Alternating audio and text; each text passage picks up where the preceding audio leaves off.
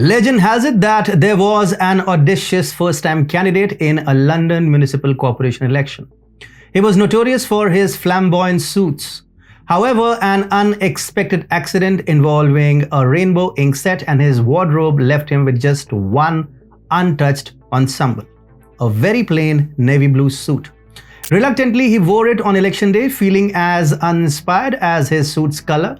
Incredibly, he won by an unprecedented margin. That day on, he never wore any other color as far as suits were concerned. His assumption quickly turned into a political mantra. Candidates soon adopted navy blue suits, even those who had previously demonstrated a penchant for more varied hues. Rumors began whispering of the navy suit's mystical electoral prowess. Stories circulated of a senator losing his seat after donning a burgundy suit, or a governor whose approval rates tanked post his black suit escapade. The navy blue suit, previously dismissed as mundane, thus became an emblem of power, a political talisman, warding off electoral doom. The superstition had no tangible proof, yet the uncertainty was too risky to challenge. Isn't that how most trends begin? Sparked by a single incident and fueled by speculation and hearsay. It's like the flared pants epidemic in 60s Hollywood, initiated by a star who tripped on a straight-fit jeans during a red carpet event, or the infamous grunge look in 90s rock stars, a trend born when a broke guitarist couldn't afford new clothes and made holes in existing ones a fashion statement.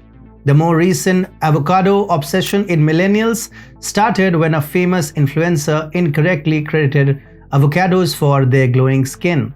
Some trends pass as quickly as they come, becoming mere blips on the cultural radar, but others linger and transform into tradition. The rise of wokeism can also be traced back to a trend. It started with individuals expressing unique personal identities, a person asserting they identify as a different gender, or someone claiming affinity to a cat spirit. Society was challenged to respect these declarations of absurdity. Boundaries blurred as men began using women's restrooms and transgender athletes destroyed women's sports. Much like the navy blue suits in the political realm, it seems that this wave of heightened social stupidity and acceptance of abnormal identities, often termed as wokeism, has woven itself into the fabric of our society and is seemingly here to stay. What a disturbing thought. Anyway, let's begin this week's Globetrotting for Gossip. I'm Atul Mishra.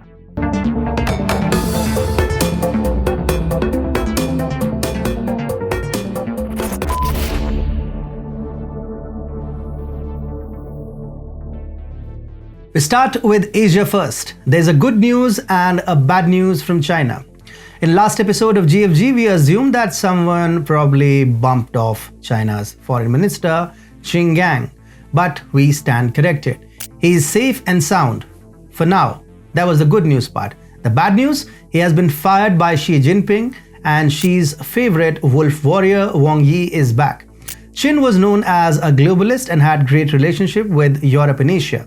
He didn't believe in threatening other countries, which was against Xi Jinping's politics of fear and coercion. We at TFI Global hope and believe that Qin stays safe and sound and keeps appearing in news to crush any rumors. Moving to India, Narendra Modi has remained the most famous global leader with the highest approval ratings for 4 straight years. His party, the BJP, has a dominant majority in both the upper and the lower house of the parliament. But the Indian opposition is more useless than a solar-powered torch inside a cave. They are bringing a no-confidence motion against Prime Minister Modi. The Indian opposition has everything on their side except people, math, and common sense. But we wish them all the best. Cambodia finally has a new leader, but it's more like inheritance than anything else. Cambodian leader Prime Minister Hun Sen will hand down power to his eldest son next month. We hope that the son doesn't love the CCP as much as his father did, who has turned Cambodia into an extension of China, and an extremely poor one at that. Let's move to Europe now. Looks like Italian Prime Minister Giorgia Meloni is a fan of biology in times of wokeism. The northern Italian city of Padua has started removing the names of non-biological gay mothers from their children's birth certificates under new legislation passed by the traditional family-first government of Prime Minister Giorgia Meloni. Some lesbians in Italy underwent artificial insemination abroad and then registered their children under the city's centre-left government led by Sergio Giordani in 2017. The prosecutor's office in Padua confirmed that as of Thursday, 27 mothers had been removed from 27 birth certificates. Meloni is the hero Europe needs and deserves before the whole continent turns into cross-dressing humanoids with zero regard to civility and biology. German politicians are the noblest. It's not like America, where Republicans and Democrats sniff each other's arses. The German ones on the left stay left, and the ones on the right stay right. Or do they? Turns out they do not. Now look at this. CDU is the traditional right-wing party of Germany. SPD is the traditional left-wing party of Germany. AfD is the new kid on the block that both right and left termed far right. Great political scientist Atul Mishra's rule of thumb suggests any party branded far right is actually center-right, anti-progressive and somewhat nationalistic. AfD is winning one election after the other. So in a mind-boggling case of arse sniffing, both CDU and SPD have jumped to sniff AfD's bottoms. It is almost certain that German Chancellor in 2025 will be either from Greens or AfD. What a tragedy for the conventional parties. Biden called up Duda and told him that NATO will be quick to come to its rescue in case of an attack by Wagner Group. Oh, Biden, the old wretch. I think the old man gets a kick by burning countries. Remember, he made similar promises to Zelensky.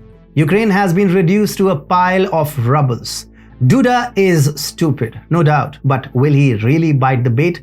Friends from Poland should pray that Donald Tusk comes to power before Wagner tanks enter Warsaw, because trust me, not a single NATO tank will come out to defend the Poles. In another news, Belgium is about to break up sooner rather than later. The small Western European state that hosts the headquarters of the EU and NATO has long had a dysfunctional national political setup. Once Belgian politicians took little over 500 days to finish discussions about forming a government.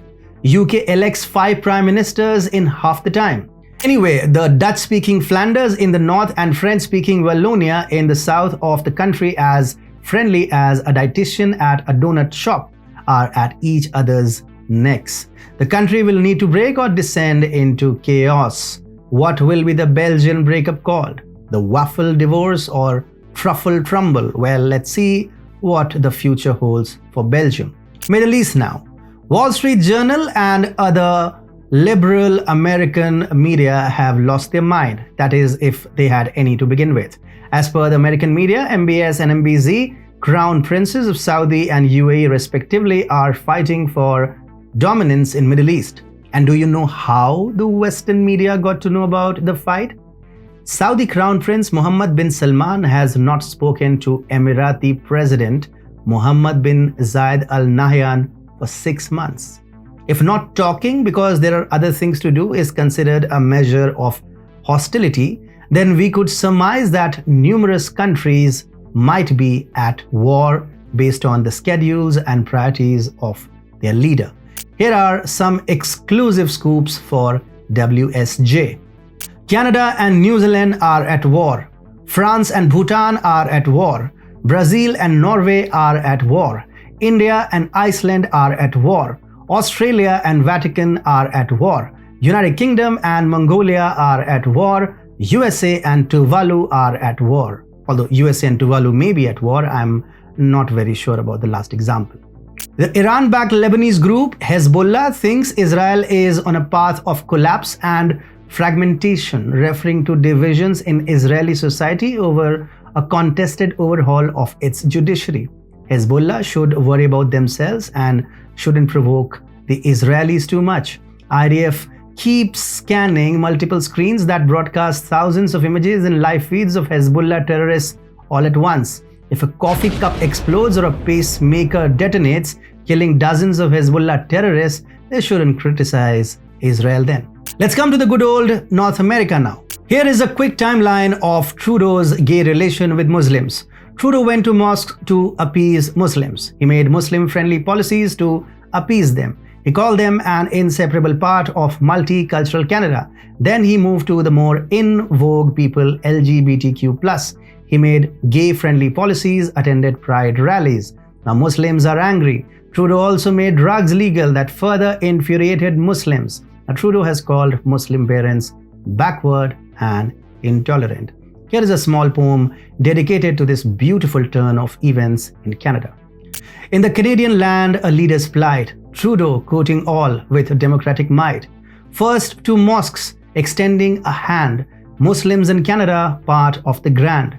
Next towards the gays, his attention swayed. For LGBTQ+ rights, fervently he prayed. But ripples of change, Muslims felt marooned. In this dance of rights, their anger ballooned. Legal went drugs, the outcry was loud. From the Muslims, a disapproving crowd. Trudeau called them backward, intolerant. A dilemma for Trudeau, this cultural current. In democracy, a crooked line treads he. Appeasing everyone, appeases nobody. Big news, GOP has unearthed a scam that can get Biden impeached. Speaker Kevin McCarthy raised impeachment during a closed-door GOP meeting on Wednesday, telling his members that Republicans would launch a probe. Let us see if Biden gets impeached before getting replaced by people in 2024. Biden's approval ratings have tanked again. Economy is in dire straits. GOP is planning an impeachment. Hence, Biden's trusty aliens have come again. This time, they were not cited, but their remains were found. Yes, aliens exist. Nancy Pelosi is one. But why do they appear only when Biden administration faces some tough political battles? And as we wrap up tonight's episode, remember, like politicians and their navy blue suits, the world of geopolitics also has its predictable and comfortable trends. But it's the unexpected colors, the offbeat patterns that create the real intrigue and shape our future. So stay tuned, stay curious, and don't forget to check your wardrobe for some navy blue reassurance. Good night, and we'll see you next time on Globetrotting for Gossip. Take care.